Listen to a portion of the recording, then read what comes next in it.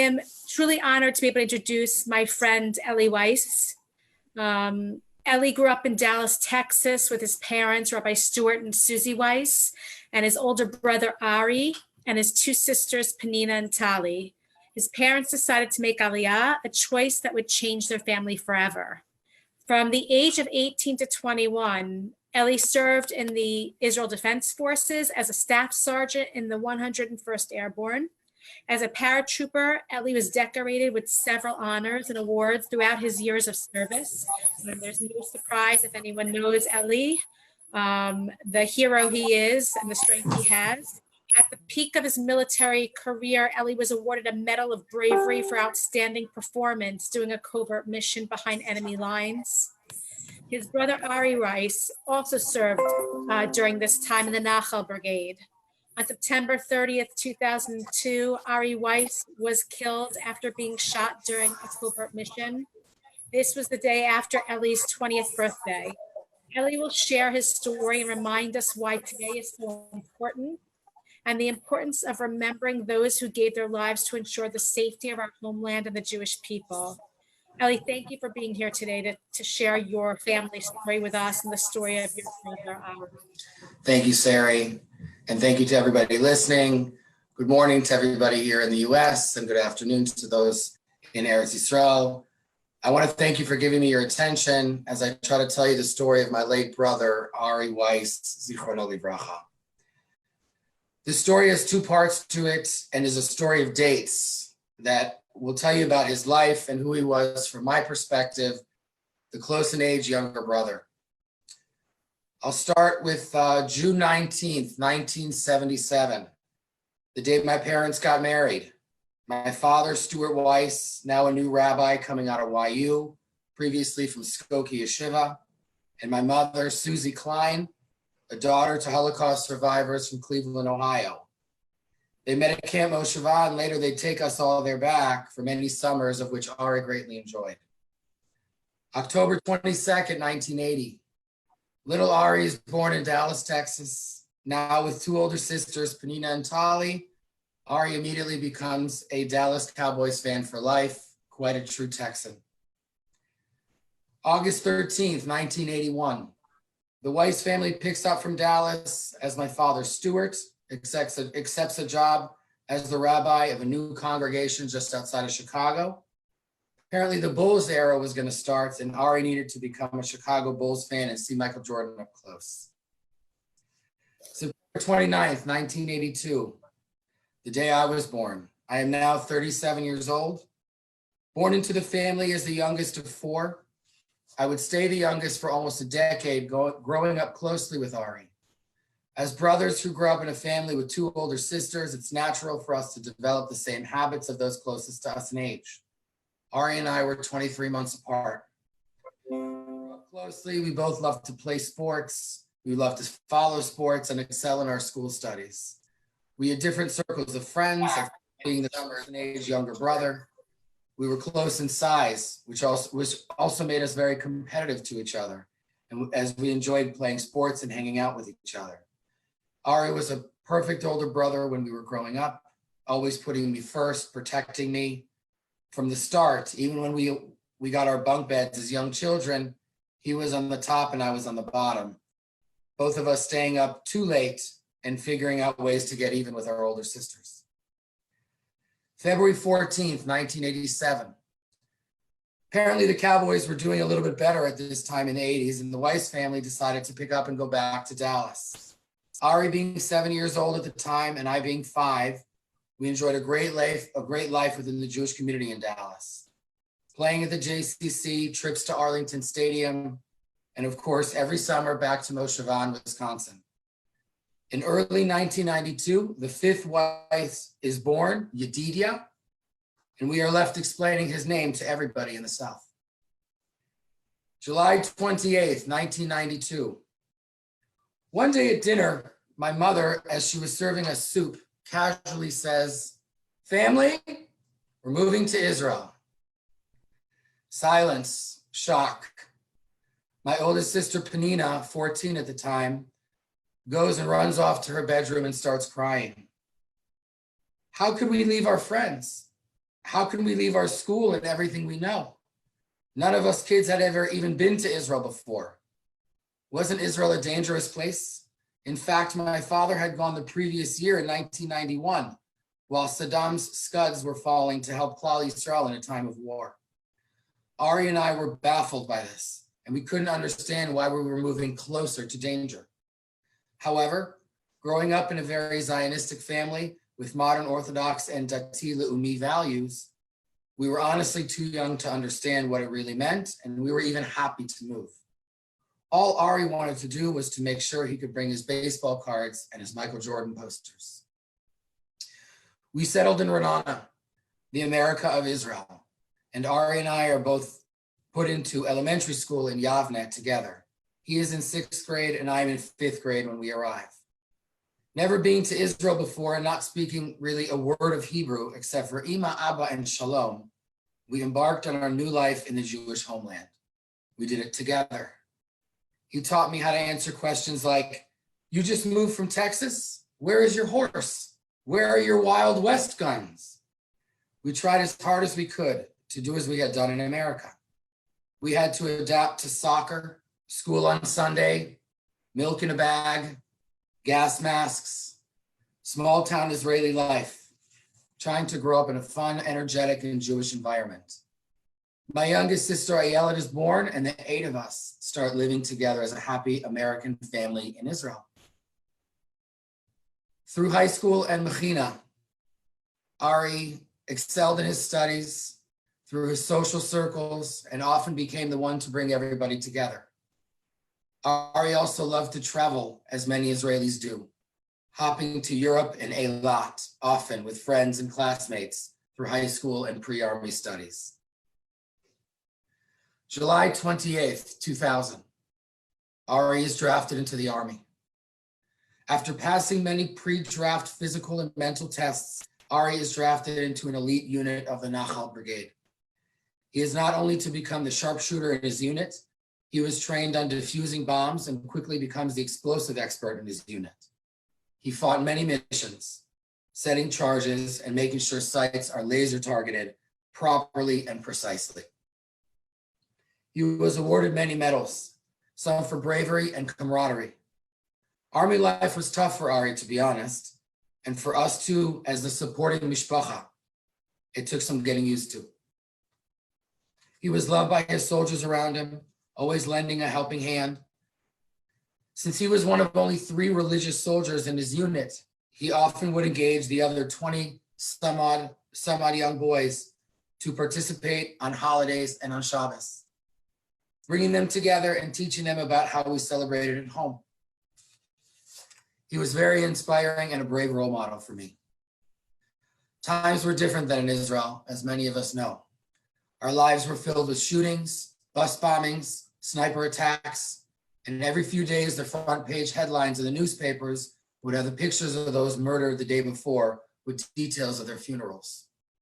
Even now, it's still hard to imagine that us kids, and believe me, we were kids, were put into situations that were unfathomable.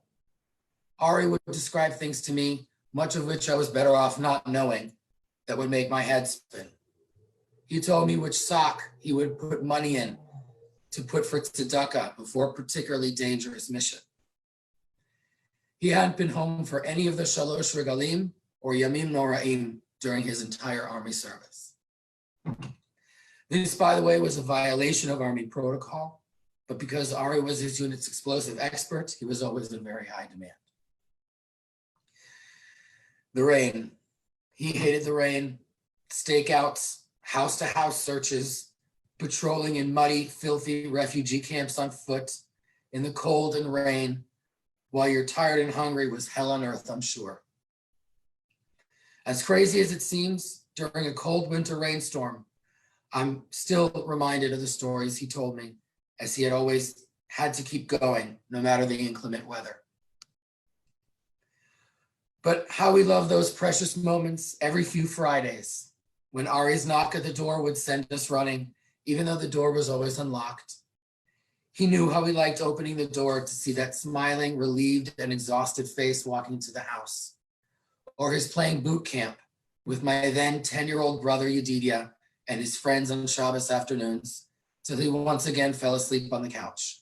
And to my mom, there was no greater privilege than to wash his army uniform, button, and meticulously fold his shirts and socks, as he knew he was part of the elite few who had the distinction of being in the armed forces for the Jewish people in our own homeland here in Eretz Yisrael. October 26th, 2000. I was drafted as a soldier myself to the 101st, the Tzanchanim, the paratroopers brigade. The army was very difficult for me at first, getting used to a soldier's life and adapting to a system that is older than you and smarter than you. Learning the ropes from survival to weaponry to conversational Arabic.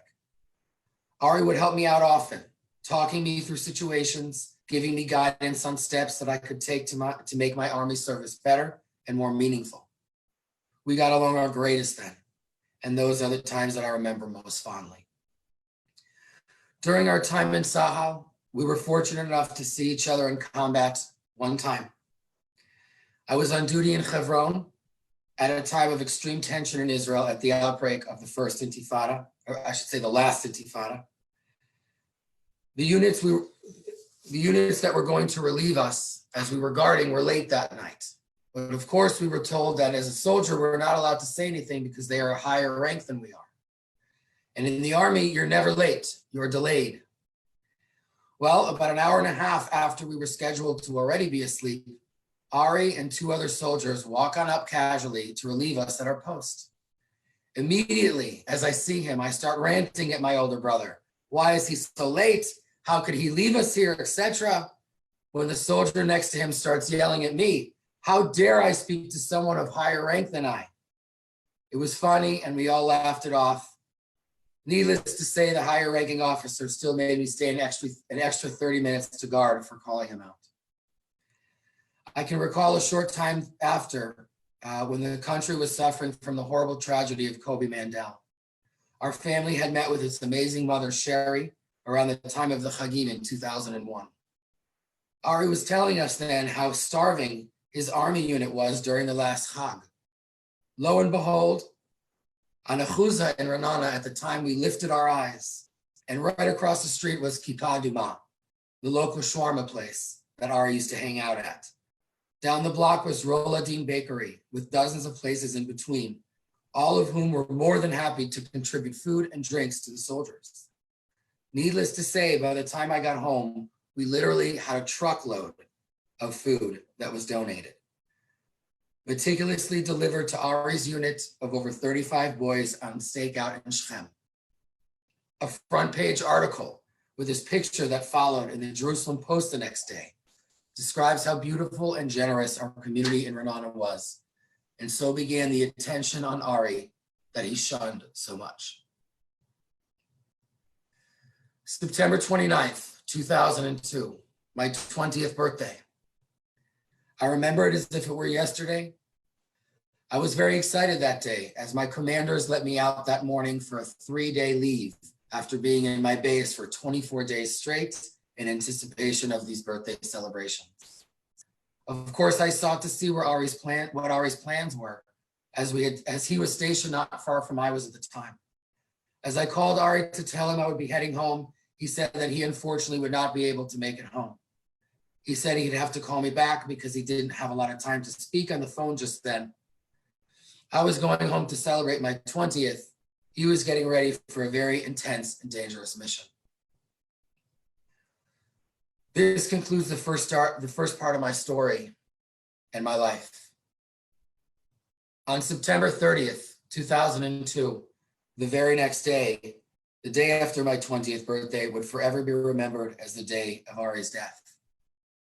Getting the news to us that night was extremely hard for our family, not something I do like to talk about often.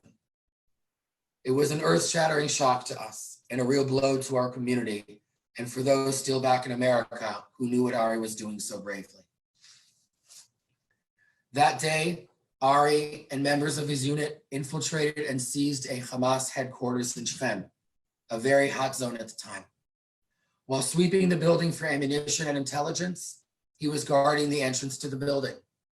As in all missions, the entrance is draped by a large cloth that engulfs a large part of the building so that the soldiers going in and out cannot be seen by the street, and army vehicles can safely load and unload directly from the entrance. When dealing with this kind of warfare, it's not one that allows for much error, as the Hamas headquarters was in a very populated area filled with businesses and homes. 3 IDF soldiers were guarding the front entrance that day when one soldier went to get water for the other 2, as Ari and his fellow soldier and brother-in-arms, Shai, remained. They noticed 3 men entering a building across the street. The water was on the way. All of a sudden, shots rang out and a fierce gun battle breaks out as Hamas militants try to take back the building and recover the lost intelligence. Ari and Shai are hit. Shai takes a bullet in the spine and goes down. Ari gets 3 bullets. 2 land in his flak jacket and are stopped. The 3rd goes through the armhole and penetrates his heart.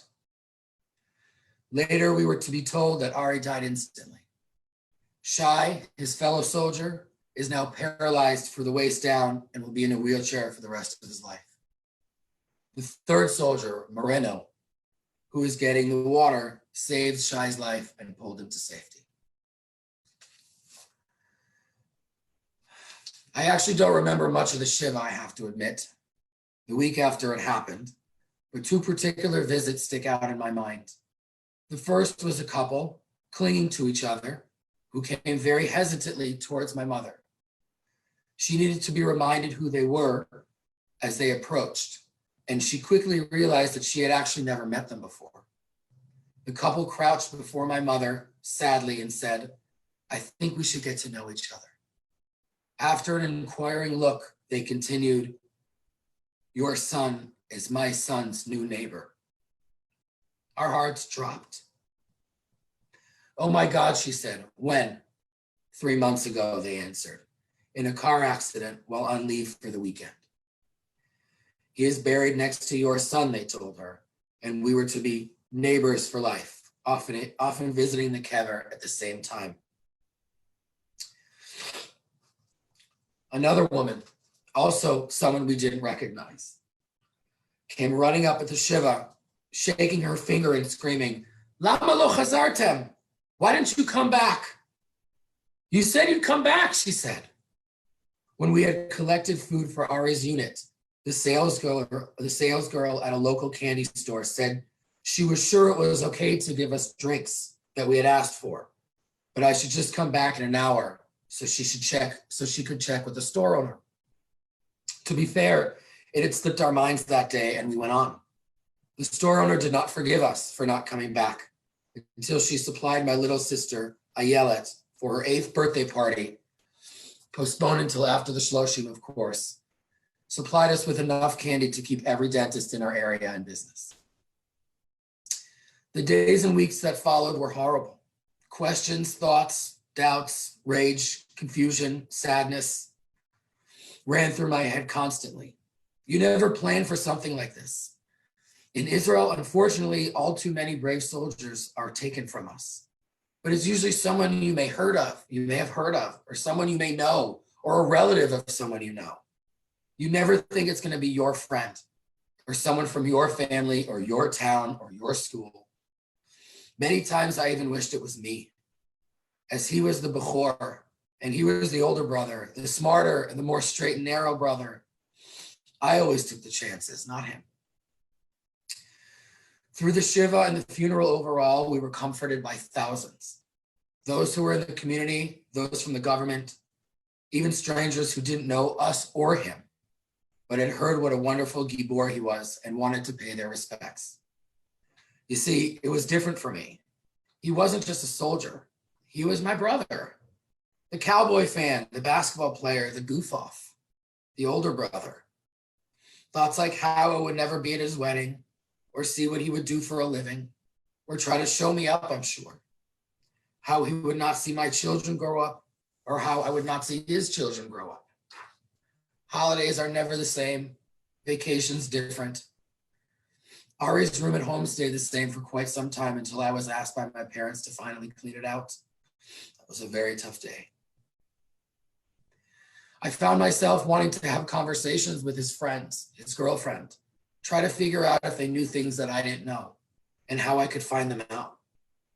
Before memories were lost as the time goes on and life starts to become normal again. As the funeral concluded the next day, I stood at the grave for hours after everyone had left, saying my silent goodbyes, wondering how I myself was going to survive. I couldn't leave. I stood there thinking, waiting for an answer on how to cope with such a loss, standing in front of the fresh grave with a huge Israeli flag draped around my big brother, Ari. As my mother had said to us during the Shema, Achshav anachnu be'emet Israelim. Now we are really Israeli. Since Ari's death, countless acts of righteousness, generosity, and kindness have been done in his name. A shul in our hometown of Renana has been built, which boasts the second largest community in the city of over 70 shuls in his name. Millions of dollars donated to charities for soldiers, food drives, and Ari's entire brigade organized every year. Learning and countless acts of chesed and more great things that have come from this tragedy. In fact, every year on the yahrzeit, the Army asks my mother if she would like some of Ari's unit to come to the ceremony at his grave. She always answers, yes, I want everybody. That way, when the ceremony is done, the soldiers get to go home and spend the night with their families and are out of base that night at least. 17 children have been named for Ari, including my own son, born on December 4th, 2010, and bears Ari's exact name, Ari Yehoshua Weiss. Dozens of articles and pictures can be found on the internet. Videos have been made. Documentaries and interviews have been filmed.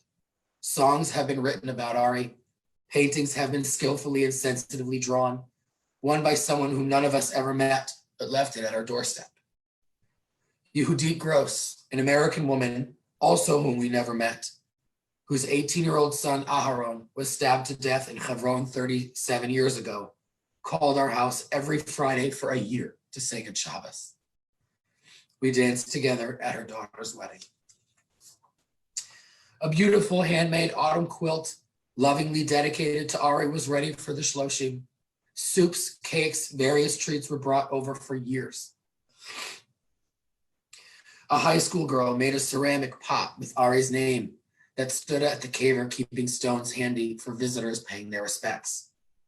Hadaya, the jeweler in the old city, fashioned rings for my sisters made out of the bullet casings that someone had thoughtfully collected from the 21-gun salute at Ari's funeral. 2 Sifrei Torah were completed in Ari's name and now sit inside the Aron Kodesh at Ohel Ari in Renana. School projects have been done. A siyum at Yeshiva University here in New York with over 1,000 students took place on the first yahrzeit. Ari's name has been on buttons, bracelets, on the lips of countless students from around the world that never even met him. We have letters from church groups, long-lost acquaintances, schools, and we even got a healing teddy bear from Native Americans in Utah that is guaranteed to bring comfort with just 5 minutes of cuddling 3 times a day. What we have received is simply too numerous to mention. I believe that I am truly the luckiest Ach Shakul, bereaved brother in the world. No one could possibly have gotten what we have received. And believe me, what I told you today is just a trickle of kindness that has been showered upon us over the years. What we have witnessed is the ultimate realization of he who flees from honor, honor will pursue him. Ari, permit me one more. The story of Isparach Hadu, the proudest moment of Ari's life. Little did I realize that that would be the phrase we would choose to memorialize Ari on his gravestone. This sweet, skinny American boy did not belong in the elite Palchan Nachal Brigade, and they were going to prove it to him. They picked him and gave him extra duties to try to break him. Sometimes I think he was driven out of sheer determination alone. They contemplating masaot, maneuvers or hikes. On each masa, specific chayalim are chosen to carry certain extras: the radio, the stretcher, the first aid kit, the jug of water. Ari's lot in life was apparently that jug of water, the jerry can. On the 20, 30, and 40-kilometer runs, he stumbled, fell behind, had to be rescued at times. Dreaded Masakumta, the 80-kilometer run, full pack, on the beach at night within a specific amount of time. When he called to give me the times of the activity, so we all knew to say Tehillim and then Hadaya, he again announced that he had been assigned the jerry can. Furious is not a strong enough word to describe how he felt. My heart sank as I wished him luck and gave him the best pep talk a worried little brother could. But at 6 a.m., when at last they were done, he sounded exhilarated over the phone, not only because it was over, because he had made it the whole way with that jerry can. As they completed their run and dropped to the ground in utter and sheer exhaustion, his mifaked, his commander, called, "Weiss, Bolepo, on your feet." Ari couldn't imagine what he did wrong this time. As he stumbled over in front of the whole unit, his mifaked announced to him, "When you all grow up, you can hope to be as good as a soldier like Ari Weiss." With that, he pulled back Ari's shirt collar to reveal blood all over the back of his shirt. The weight of the jerry can had dug a huge gash in the back of his neck. Ari never even realized it. With that, the mifaked handed Ari his own sweatband and a badge of honor that Ari said was better than the coolest car anyone could have ever given him. At his graduation ceremony shortly after, when they received their berets, Ari was referred to as Mispar Echadhu, number one in his unit. And now he's gone. Memories and the Keter Shem Tov, the crown of good name, remains all that we have left. And I am Zoche to still be his brother. As I step back and take an objective look at the world has reacted, the outpouring of everything good that has transpired in his name, I can't help but thinking, why Ari? Why this Chayal? He was not the first and unfortunately not the last of our brave young men to lay down their lives in order for us to lead a normal life in Israel and the diaspora. He was not the biggest Gibor, maybe the sweetest and cutest, but he was one of the most humble and unpretentious people you would ever want to meet. On this day, Yom Hazikaron, we are allowed to mourn and grieve openly, being supported and loved by all those who thank God that they are not us. After this, we crawl back into our grief and pretend that life goes on. They don't regularly see us as that certain song comes on the radio that he loved, the smell of his favorite food fills the house, or I see a good Dallas Cowboys clip he would just go nuts over. That's when we're slapped in the face with reality of growing up in a neighborhood with Middle Eastern neighbors determined to annihilate and destroy us. That the life of a Jew is a difficult one, but one with distinct difference from times past. Today we stand with the honor of having the best and most elite fighting forces in the world, defending the right of every Jew living today, no matter where they are. And those of us who are privileged with waiting up for them, hearing their heroic stories, sending them cookies and snacks, welcoming them into the warmth of a Shabbos meal, are truly doing our part to bring the final redemption speedily in our days. As time goes on and we live our daily lives, some things cannot heal. Time never seems to take away the pain from certain occasions, certain mornings, sunsets, and memories that come back and make you wish you could have them again. I'm proud to call Ari my brother and believe that his purpose in this life was to give our people a land to call our own, a land to be free, and a land outside of Dallas, Texas, where we can practice our faith in our homeland if we choose.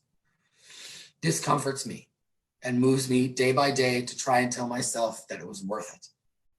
This life, this precious life, that can be changed and altered in the blink of an eye, taking away any opportunity, plans, things left unsaid, or any future action you think you're going to have the time to take. I sure didn't know, and I could not have been more unprepared. Ari and all the brave souls like him that have given their lives and limbs for the Jewish people are sorely missed and will forever be in my heart. Thank you.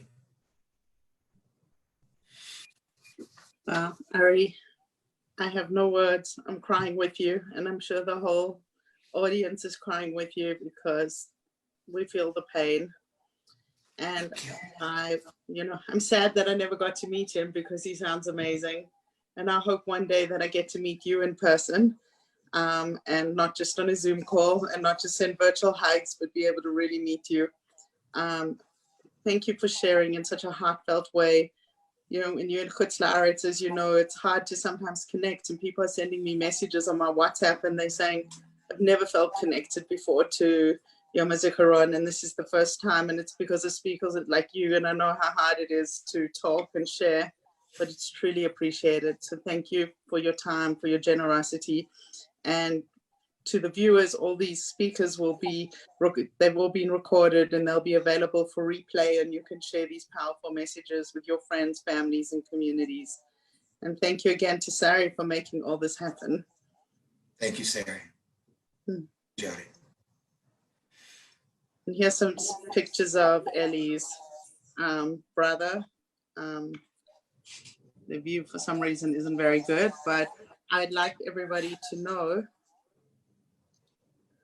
that after we've shown these pictures, we are going to have, after the pictures, can we make these pictures bigger? Oh, excellent.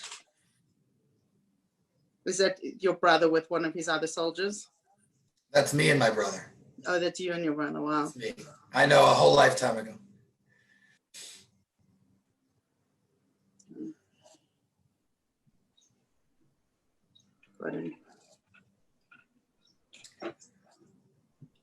It might be worth mentioning, in that last picture in Ra'anana, they took the names of, I believe, 263 soldiers that died as Ra'anana residents, and they put them on all the streets. So all the street signs are the names of all the soldiers from Ra'anana today and for the week.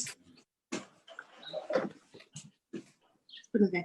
Thank you, Ari, for sharing that and to making all this seem so much more real for all of us. And, to all the audience out there, soon in Israel, we're going to transition to Yom Ha'atzmaut. And this is the reason why so many people have lost their lives, so that we can have the state of Israel, so we can have the startup nation, the state that's the flourishing place it is now. And I hope that everybody who is not able to visit here will be here soon and visit us soon.